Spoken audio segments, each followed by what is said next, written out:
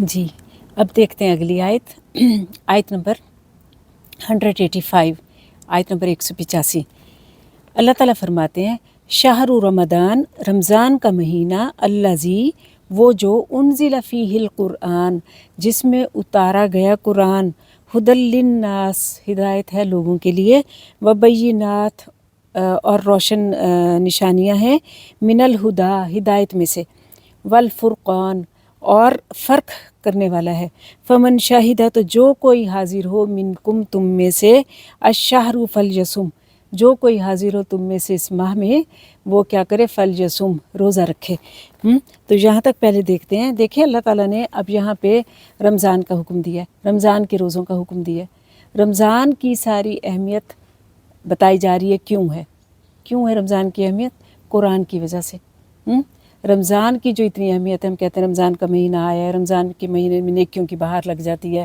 نیکیاں کرنے کا وہ ہوتا ہے اور رمضان کے مہینے کی بڑا بابرکت ہے بڑا فضیلت ہے سب ٹھیک ہے اس کی ساری اہمیت کیوں ہے کیونکہ اس مہینے میں قرآن اترا اور جس رات کو وہ اترا وہ 1000 راتوں سے بہتر ہے ٹھیک ہے سورۃ قدر میں ہم پڑھتے ہیں تو یہاں پہ دیکھیں اللہ تعالیٰ فرما رہے ہیں یعنی یہاں پہ اب روزوں کا حکم دے رہے ہیں اور رمضان کا حکم دے رہے ہیں کہ اللہ رب العزت نے جو ہے رمضان میں قرآن اتارا یعنی رمضان اور قرآن ساتھ ساتھ ہیں اور قرآن کہاں پہ ہے لوح محفوظ میں آگے آپ جا کے پڑھیں گے قرآن لوح محفوظ میں ہے اور پھر وہ آسمانی دنیا پہ یعنی اس میں بیت العزت پہ آیا اور پھر وہاں سے لیلۃ القدر کی رات تھوڑا تھوڑا کر کے اللہ تعالیٰ نے آپ صلی اللہ علیہ وسلم کے قلب مبارک پر اتارا اور یہ 23 سال میں کمپلیٹ ہوا تو قرآن جو ہے اس دنیا کی سب سے بڑی حقیقت ہے کیونکہ یہ کلام اللہ ہے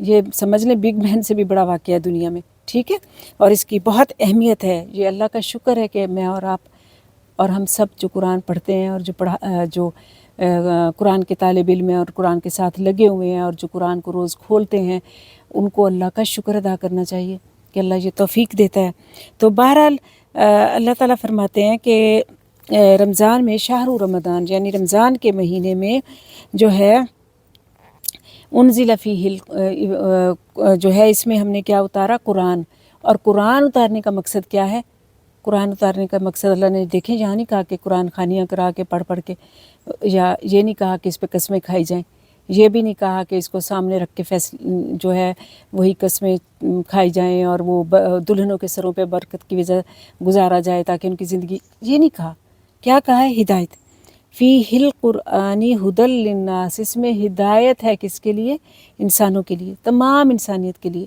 صرف مسلمانوں کے لیے بھی نہیں تمام انسانوں کے لیے اس میں رہنمائی کی گئی ہے اس میں ہدایت ہے جو اس کے ساتھ جڑ جائے گا وہ فلاح پا جائے گا جو اس قرآن کے ساتھ جڑ جائے گا یہ کیونکہ بابرکت کتاب ہے بابرکت ہو جائے گا قرآن کے ساتھ جو ہے جو اس کے ساتھ جڑ جائے گا اس کو اپنے دل میں رکھ لے گا زبان سے یاد کر لے گا عمل میں اس کو اپنے اتار لے گا تو قرآن جو ہے اس کی زندگی بھی بابرکت ہوگی اور مرنے کے بعد بھی اللہ تعالیٰ کہیں گے پڑھتا جا اور چڑھتا جا اتنا مقام اس کو اونچا کریں گے اور یہ اس کے لیے سفارشی بن کے آئے گا تو بہرحال قرآن جو ہے اس مہینے میں یعنی رمضان میں اتارا گیا اسی لیے رمضان میں خاص عبادت جو ہے وہ قرآن کی ہے ٹھیک ہے اس میں قرآن زیادہ پڑھنا چاہیے اسی لیے ہمارے حفاظ کرام اس میں وہ اپنا کرتے ہیں دورہ کرتے ہیں یعنی یاد کرتے ہیں وہ دہراتے ہیں اس کے علاوہ جو ہے قرآن پڑھا جاتا ہے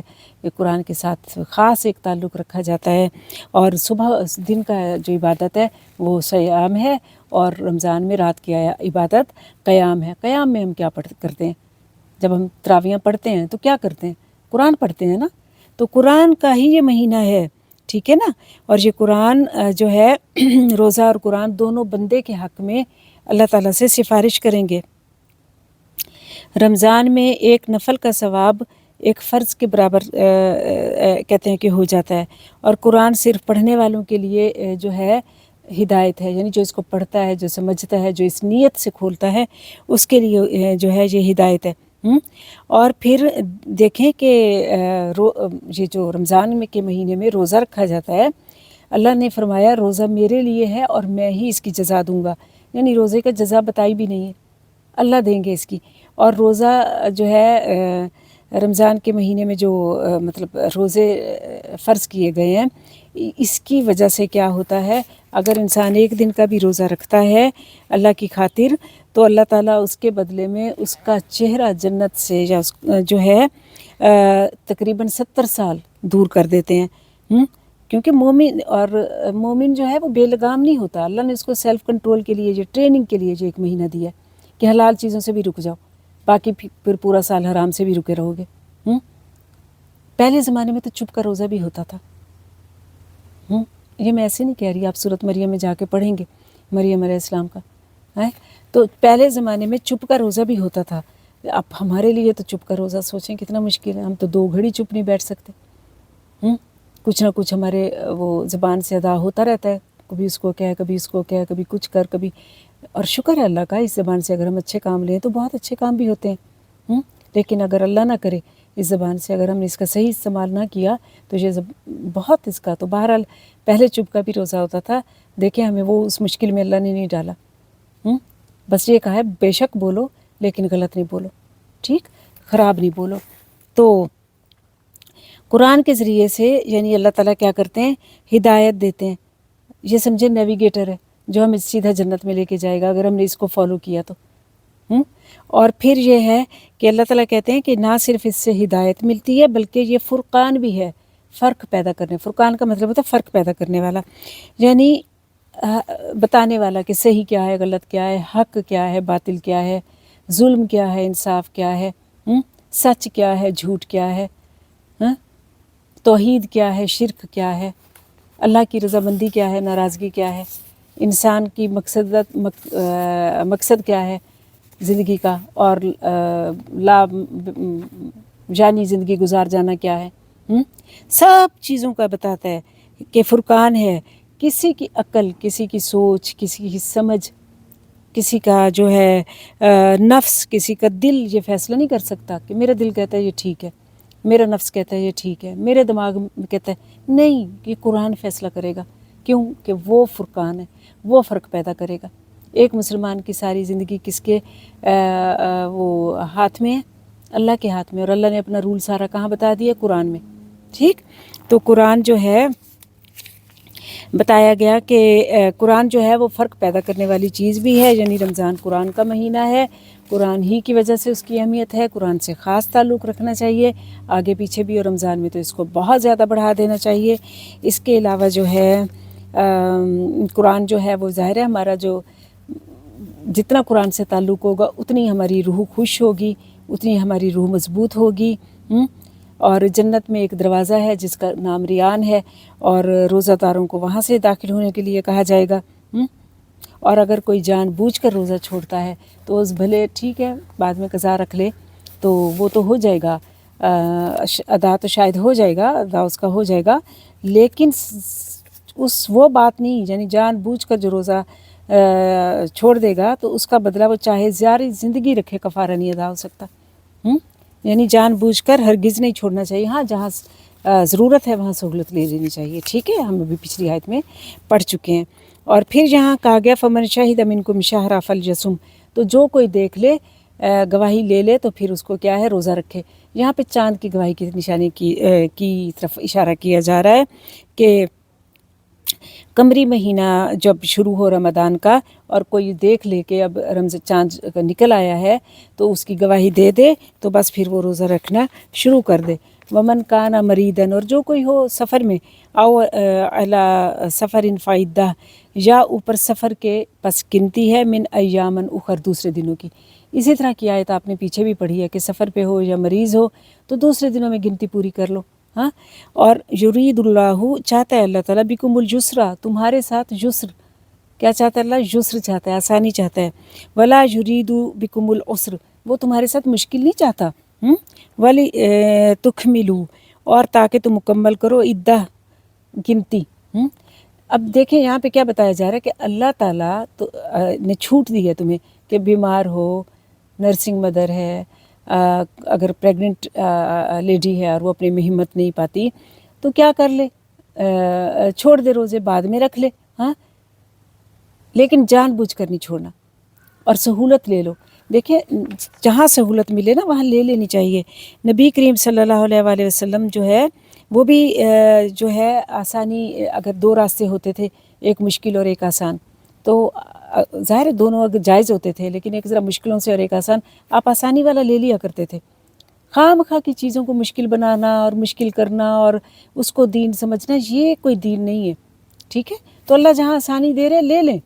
بعض اوقات لوگ نہیں لیتے، کہتے نہیں نہیں دل نہیں مانتا. بھئی دل کیا ہے؟ جب اللہ کا حکم ہے تو لے لیں آسانی کو. تو یہ جو ہے یعنی بتایا گیا. اور اللہ کہتے ہیں کہ اللہ تمہارے لیے مشکل نہیں کھڑی کرنا چاہتا، کسی قسم کی مشکل نہیں کھڑی کرنا چاہتا. اللہ تمہارے لیے آسانی کرنا چاہتا ہے. اللہ تعالیٰ، اور دین آسان ہے، بلکہ نبی کریم صلی اللہ علیہ وسلم نے بھی کہا تھا کہ خوشخبری سنایا کرو، مشکلیں نہیں بتایا کرو، ہے نا. بعض لوگ ہوتے ہیں وہ مشکل قوانین پہلے بتاتے ہیں، مشکلیں پر کھڑی کرتے ہیں، لوگ سے کہتے ہیں بھئی یہ تو ہم ایسا دین تو ہم حاصل ہی نہیں کر سکتے، ہم تو یہ کر ہی نہیں سکتے، ہم تو نہیں. آسانی بھی تو ہے نا دین میں، تو اس کو لے لیا کریں اور گنتی دوسرے دنوں میں پوری کیا کریں. اور والی تکبر اللہ، اور اللہ کی بڑائی بیان کیا کریں. علی ما ہداکم، اس طریقے سے جس طریقے سے اس نے رہنمائی کی. وَلَعَلَّكُمْ تَشْكُرُونَ، تاکہ تم شکر ادا کر سکو. یعنی ایک تو آپ جائز کاموں میں آپ کی سنت ہے کہ آسانی والے کام لیا کریں. دوسرا یہ کیونکہ دین میں سختی نہیں ہے، وسعت ہے. ٹھیک ہے، اس کو اویل کرنا چاہیے وسعت کو. ٹھیک. دوسرا یہ کہ اللہ کی یعنی گنتی پوری کریں دوسرے دنوں میں، اور کیا کریں کہ اللہ کی بڑائی بیان کریں. اب یہ تکبیر کی طرف اشارہ ہے. جیسے پھر ہم روزے گزر جاتے ہیں، پھر ہم تکبیرات پڑھتے ہیں، عید نماز پڑھنے جاتے ہیں، اللہ کی نعمتوں کا احساس ہوتا ہے، اللہ کا شکر کرتے ہیں. جب ہم کھانا جو ہے وہ روزہ رکھ لیتے ہیں، کتنی اس ٹائم خوشی ہوتی ہے. کہا گیا روزہ دار کو دو خوشیاں ملتی ہیں، ایک روزہ کھولنے کی اور ایک جو ہے وہ بعد میں جو عید کی ہوگی، ہے نا. تو کتنی خوشیاں، یعنی کتنا ہمیں سیٹسفیکشن ہوتی ہے اس ٹائم پہ کہ ہم جو ہے ہمارے پاس شکر ہے اللہ تعالیٰ کا کہ عام دنوں میں ہم کھا پی سکتے ہیں، ہمارے پاس سب کچھ موجود ہے. تو اللہ کا شکر کرنا چاہیے. تو یہ بات بتائی گئی کہ اللہ کا شکر کرو، اللہ کی بڑائی بیان کرو، اور دل میں تقوی پیدا کرو. اور یہ تمہارے رمضان کے احکامات ہیں. ٹھیک ہے. اور اس کے یعنی جو ہے اس کو ہمیں اچھے سے دیکھ لینا چاہیے کہ رمضان کا روزہ بغیر کسی وجہ کے نہیں چھوڑنا. اور اگر کوئی وجہ ہے تو اللہ نے سہولت دی ہے، اس سہولت دی ہے اللہ نے، اس کو اویل کرنا چاہیے. اللہ تعالیٰ ہمیں جو ہے آسانیاں بانٹنے کی توفیق دے، خیر بانٹنے کی توفیق دے. لوگوں کے لیے ہم آسانی کریں گے، اللہ ہمارے لیے آسانی کرے گا. تو اللہ تعالیٰ ہماری زندگیوں میں خیر، برکت اور آسانی لائیں.